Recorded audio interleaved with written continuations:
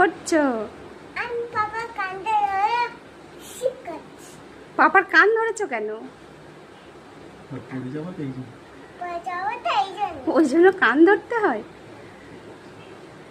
না না জামাটা ধরে জামাটা গেঞ্জিটা ধরে।